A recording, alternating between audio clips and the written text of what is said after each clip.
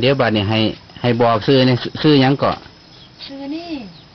นี่นามสกุลบ่งพมป่วยที่เป็นนี่หมอเพิ่นว่าเป็นหยังเกาะไตหัวหมอเพิ่นว่าไตหัวรักษามาดนปานใดนี่2 ปีกว่าเนาะโอ้2 ปีกว่าแล้วปี52ตอนนี้ขาบวมหลายเนาะนิ้วในท่อไตเป็นนิ้วในท่อไตพร้อมค่ะเป็นนิ้วในท่อไตนำพอดีละมื้อนี้ก็เป็นมื้อวันที่19มิถุนายน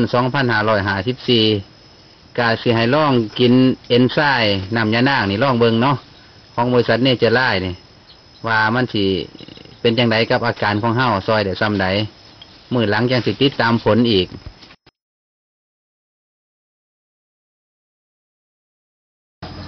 มื้อนี้ก็มื้อวันที่7 เดือนกรกฎาคมปี2554มีโอกาสมาเยี่ยมพี่น้องซึ่งเพิ่นมีปัญหาสุขภาพคือคุณนี่เนาะนี่วงพมบ้านผู้เบี้ยงเที่ยวก่อนก็มาแล้วเอนไซม์น้ำยานางมาให้บัดที่นี่พอมากินเอนไซม์น้ำยานาง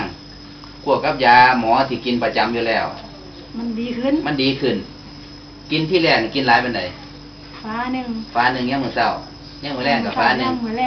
บานนี้ได้เพิ่มปริมาณเต็มฟ้าครับเพื่อบ่เต็มฟ้าซ้ำบานนี้กินผ่านไปจักมื้อมันจังคอยลดลงอาการบวมทั้งท้องทั้งขานี่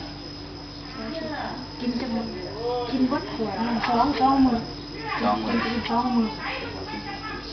กิน2 มื้อท้องก็ลดลงเลยเบาน้ำตัวบ่บัดมากินขวดที่2ก็ลดลงถ้าว่าลดลงปกติเนาะลูกเนาะลดปกติมาใส่ขวดที่3บัดนี้ลดลงขา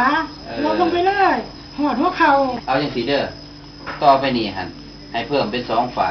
ในนั้นมันจะบ่ให้ขาดแต่สร้างมันดีขึ้นไปจากท้องเฮาทุกขนาดนี้หมดแล้วมันก็เฮ็ดให้ท้องเฮาลงปกติแขนขาลงปกติ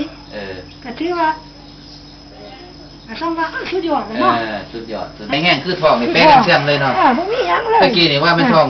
7-8 เดือนบ่ได้ตะกี้บ่มีหยังมันลงคักอีหลีท้องลงจนบ่เหลือแต่กระดูกดีบ่มีหยังเลย